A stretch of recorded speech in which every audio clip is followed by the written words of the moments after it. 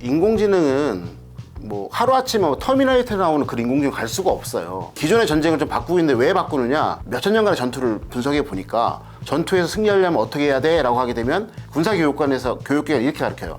감시 먼저 보고 결심 먼저 결심해서 그 다음에 대응 먼저 타격하라. 그러면 AI 같은 경우는 표적을 빅데이터 기반에 의해서 발굴을 하고 그 패턴 분석을 하고 그 시간을 줄여주기 때문에 상대방에서 뭘 하기 전에 내가 먼저 뭘 해버리는 거예요.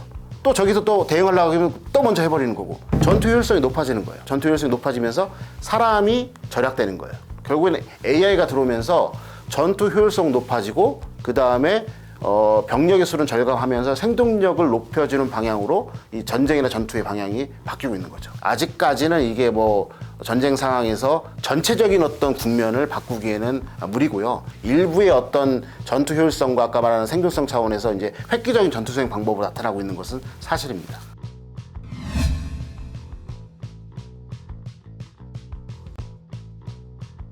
특별한 경제 강의 머니 특강. 안녕하세요, 주식 초등학교 여러분. 저는 오늘 특강을 맡은 카이스트 국가미래전략기술 정책연구소의 조상근 교수입니다. 두 가지 전쟁이라고 하시면 이제 2022년 2월 24일부터 시작한 우크라이나 러시아 전쟁이 있고요.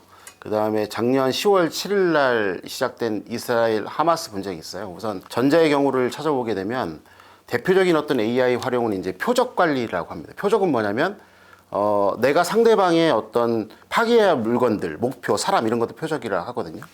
그래서 대표적으로 2022년 5월 12일에 어떤 강에서 이제 그 강 이름이 세베로도네츠크 강인데 그 강에 전투가 일어났어요. 그래서 러시아군이 그 강을 이제 넘어와요.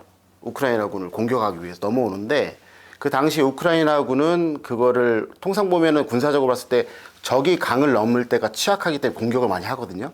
근데 러시아군이 3분의 2가 넘어올 때까지 기다려요. 계속 기다려요. 뭐만 하냐면 위에다 드론만 띄워놓고 계속해서 어디에 뭐가 있다만 보면서 계속 기다려요. 그리고 3분의 2가 딱 넘어온과 동시에 우크라이나군이 모든 화력을 다 집중을 하는데 그때 이렇게 이제 AI가 적용이 됐어요. 예를 들면 이제 전차가 가고 있는데 저희가 소총으로 쏘면은 무용지물이잖아요. 그러니까 전차는 대전차 화기 또는 포병으로 쏴야 되거든요.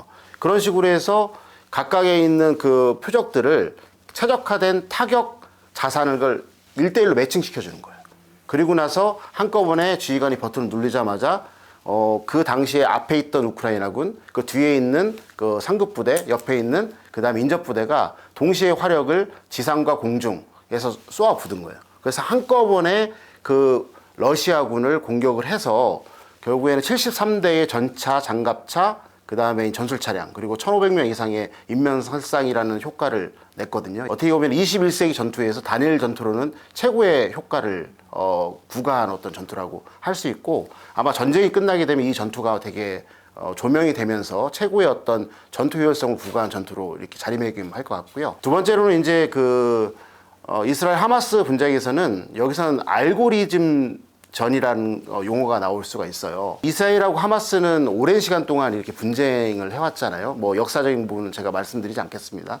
그래서 이스라엘에서는 한 3만 7천 명 정도 이상의 그런 어떤 지하디스트의 어떤 인적 그 정보를 계속 축적해 오고 있는 거예요. 데이터와. 그러니까 빅데이터 시켜놓은 거예요. 첫 번째 AI 같은 경우는 라벤더라는 게 있어요. 이건 뭐냐면 분쟁이 시작되게 되면은 뭐 인간 정보가 들어가서 뭐 확인을 하던 CCTV가 보던 아니면 드론이 보던 인공위성이 보던 간에 그 사람들의 특징을 라벨링 해놓고 해서 그 사람들을 추적을 하는 거예요. 그러면 그 사람들이 이제 사전에 인적 정보가 예를 들어 외형 같은 것들, 그 다음에 옷차림새, 행동 이런 것들이 다 확인이 되기 때문에 그 다영역에 있는 감시 정찰 자산에 대해서 찍히게 되면 그 인원들을 이제 표적화해서 바로 타격을 하게 되는 거예요. 그래서 이건 인물 중심 타격이 할 수 있는 어떤 AI가 되는 거고요. 두 번째는 이 인원들이 건물로 들어갔을 때, 예를 들어서 이런 거예요. 아까 라벤더는 인물 중심이었지만은 이제 그 가스펠이라고 하는 이제 그 복음, 이제 한국말 복음이죠. 가스펠이라는 AI 같은 경우는 이 사람들이 건물에 들어가서 건물을 표적화해가지고 바로 때릴 수 있는 것들로 하는 거예요. 뒤에서 계속 말씀드리겠지만 AI가 전쟁에서 뭐랄까 포지티브한 면과 네거티브한 면을 다 갖고 있어요. 그래서 지금 현재 일어나고 있는 두 가지 전쟁에서는 이런 정도의 어떤 방식과 형태로 지금 AI가 적용되고 있다. 이렇게 말씀드릴 수 있습니다. 가장 중요한 건 이제 우리가 그 인공지능은 뭐 하루아침에 뭐 터미네이터에 나오는 그런 인공지능 갈 수가 없어요. 그래서 진화적 발전을 하거든요. 그래서 이제 저희 가장 쉽게 나눌 때는 자동화 단계가 있고요. 그 다음에 반자율화 단계가 있고, 그 다음에 완전 자율화가 있어요. 휴먼 인 더 로프.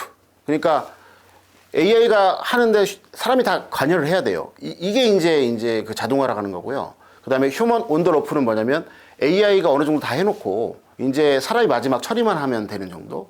그 다음에 휴먼 아웃 오브 더 루프는 이제 자율화라고 해서 이제 사람의 어떤 관여 없이 AI가 알아서 하는 거예요. 터미네이터처럼 뭐 이렇게 나오고 하는 것처럼 보이고 있는데, 사실적으로 지금 나타나고 있는 부분들은 지금 현재 1단계인 이제 자동화 단계가 있다. 그러면서 이게 이제 기존의 전쟁을 좀 바꾸고 있는데, 왜 바꾸느냐? 결국에는 자동화되기 때문에 저희가 그 전투에서 이제 몇천 년간의 전투를 분석해 보니까, 전투에서 승리하려면 어떻게 해야 돼? 라고 하게 되면 군사교육관에서 교육기관이 이렇게 가르쳐요. 감시, 먼저 보고, 결심, 먼저 결심해서 그 다음에 대응, 먼저 타격하라. 그러니까 선견, 선결, 선타 또는 감시, 결심, 대응의 주기를 짧게 하면 이기는 거예요. 그러면 AI 같은 경우는 표적을 빅데이터 기반에 의해서 발굴을 하고 그 패턴 분석을 하고 그 시간을 줄여주기 때문에 상대보다, AI를 갖고 있지 않은 상대보다 더 그 단축 시간, 그러니까 감시, 결심, 대응 또는 선견, 선결, 선타의 그 주기가 짧아지겠죠. 그러면은 상대방에서 뭘 하기 전에 내가 먼저 뭘 해버리는 거예요. 또 저기서 또 대응하려고 하면 또 먼저 해버리는 거고. 그리고 이걸 전투 효율성이라고 하거든요.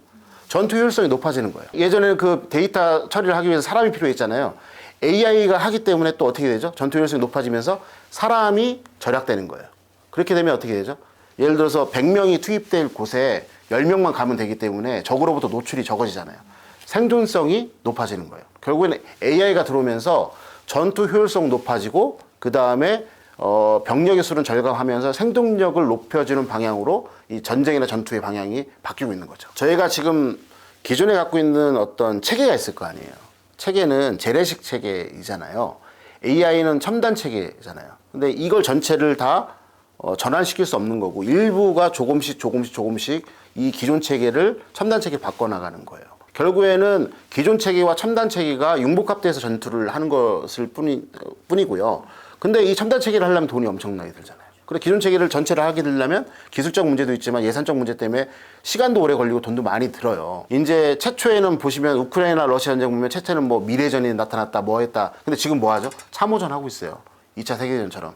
그래서 이제 그 재래식이라든가 그런 부분들은 이게 아까 말한 것처럼 1단계가 이제 자동화였는데 마지막에 자율화가 된다면은 지금 말씀하신 것처럼 그런 명제가 성립이 되겠지만, 아직까지는 이제 효율성과 생존성 차원에 높여주고 있지만은 전체적인 어떤 기반 체계, 그 다음에 기존 체계를 이제 뭐랄까 전환할 수 없기 때문에 아직까지는 이게 뭐 전쟁 상황에서 전체적인 어떤 국면을 바꾸기에는 무리고요. 일부의 어떤 전투 효율성과 아까 말하는 생존성 차원에서 이제 획기적인 전투 수행 방법으로 나타나고 있는 것은 사실입니다. 이점은 아까 말씀드린 것처럼 이제 예전에는 이게 있어요. 포병을 쏘게 되면 포병은 어떤 지역을 제압하는 사격이거든요.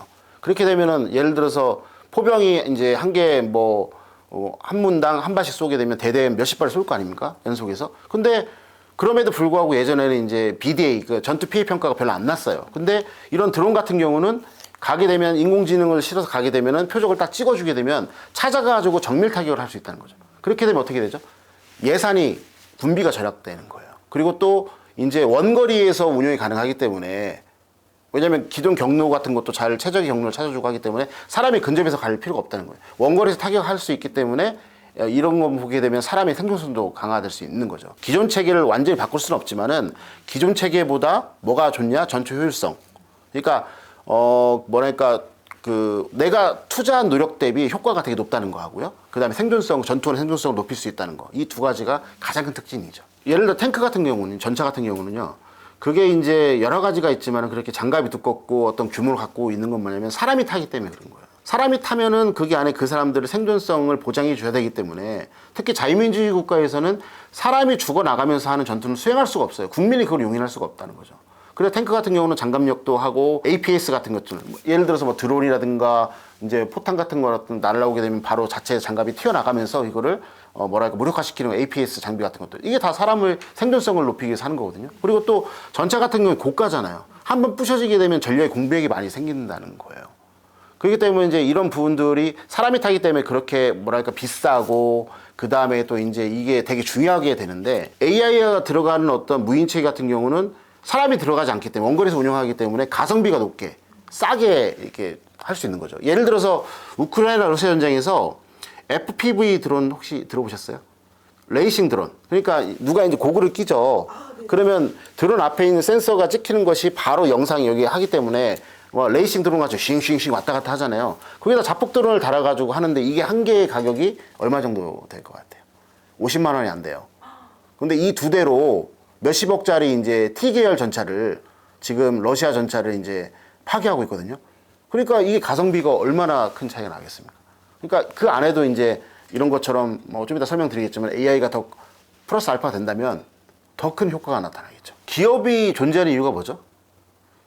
이익 창출이에요. 예. 결론은 그걸로 되는 거예요. 고담 AI가 이제 대표적인 예인데, 이제 그 팔란티어 이제 CEO 이제 알렉스 카프가 이제 그 젤렌스키 대통령을 만나잖아요. 근데 그쪽에 나와 있는 고담 AI의 특징은 뭐냐면 패턴 분석이에요. 데이터를 빅데이터 된 거를.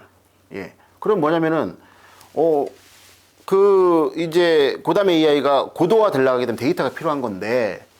여기에 있는 이제 그 팔란티어 입장에서는 실제 전장에서 미국 기업이기 때문에 지원을 해주잖아요. 군사 지원을요. 해주기 때문에 어떤 자유민주주의 가치 수여하기 위해서 내가 지원해주겠다. 하지만 그 안에 들어가갖고 각종 무기체에 결합되면서 데이터를 축적하고 하기 때문에 이게 업그레이드가 되는 거예요. 그래서 아까 말씀드린 것처럼 자동화에서 그 다음에 반자율화, 그 다음에 자율화가 되려면 이 진화적 발전 과정이라고 했잖아요. 데이터 축적이 필요한데 실제 데이터를 지금 얘는 축적을 하는 거예요. 그러면은 지금 내가 좀 예를 들어서 공짜로 제공을 해준다 하지만 그 데이터가 쌓여갖고 자기 AI가 고도화 된다면 다른 나라한테 이제 세일즈 할 때는 더 큰 가치를 할 수가 있고 또 이제 전쟁 초기에 보시면은 이거 보셨어요? 막 갑자기 러시아군이 공격을 하다가 갑자기 전차들이 막 쭉 늘어서 있고 정지해 있더라 하면서 이제 그 인공위성 사진을 제공한 데가 막사 테크놀로지스잖아요. 거기도 마찬가지 지원하는데 이거예요. 자유민주주의의 어떤 가치를 지키기 위해서 지원을 해준 거예요. 이제 IT 기업이. 근데 이걸 하면서 당시에는 우크라이나부터 돈을 받지 못하지만 나중에 봐봐. 이게 전투에서 얼마나 큰 효과야. 얘네가 어디 있는지 다 알려줄 수 있고 얘네가 의도까지 파악할 수 있어. 우린 그 능력 갖고 있어. 이걸 뽐낸 거죠. 그렇게 되면 그 이후에 최초에는 어떤 자유민주주의 국가의 어떤 가치를 지키기 위해서 들어갔지만은 결국에는 나중에 그것이 고도화되면서 그게 어떻게 되죠? 또 다른 가치 창출을 할 수 있는 거죠. 예, 그렇기 때문에 가는 거예요. 가자지구가 혹시 얼마의 크기 정도 되는지 아시나요? 서울시의 반인데 그 안에 240만 명이 살고 있어요. 그렇기 때문에 이제 외신에서 보게 되면 건물들이 되게 높고 빽빽하게 이렇게 서 있잖아요. AI가 아니고 뭐 전차, 장갑차, 뭐 포병이 들어가서 전투를 하더라도 민간 피해가 바로 발생하는 그런 어떤 지리적인 특성을 갖고 있어요. 있는데 게릴라의 특성은 뭐죠? 치고 빠지기. 왔다 갔다 하잖아요. 그러면 아까 말한 것처럼 라벤더 같은 경우는 37,000명 이상의 어떤 표적 정보를 갖고 있으면 왔다 갔다 하면서 찍을 거 아니에요. 살아있으면. 그럼 계속 떨어뜨리는 거예요. 거기다가. 그럼 어떻게 되죠? 도시 전체가 파괴가 되는 거예요. 이스라엘 입장에서는 자기네가 기습을 당했기 때문에 정상성이 있다라고 얘기하지만 반대편의 국제사회에서는 너무 좀 과잉대응하는 게 아니냐. 물론 이제 이스라엘의 군사 전략이 과거부터 과잉대응하고 선제적인 타격을 하는 것도 있었지만 근데 그런 부분에 대해서 지금 아까 말씀드린 것처럼 국제사회에서 지탄과 이거 하지 않았으면 좋겠다라고 하지만 실질적으로 가해진 어떤 그런 제재라든가 이런 부분들은 보기 어렵잖아요. 왜냐면은 현재 이스라엘 모습이 내일이나 10년 후나 20년 후에 우리 모습이 될 수 있거든요. 그렇기 때문에 어떤 부분들을 쉽게 편을 갈아서 AI가 우용됐다 안 됐다 이런 부분들 쉽게 말할 수 없는 부분이 있는 거예요. 왜냐면 같은 진영에 있는 어떤 A라는 사람의 오늘이 나의 내일이 될 수 있기 때문에 그게 냉혹한 현실 정치의 어떤 뭐 실체거든요. 예, 그런 부분들이 있는 거죠. 안타깝습니다.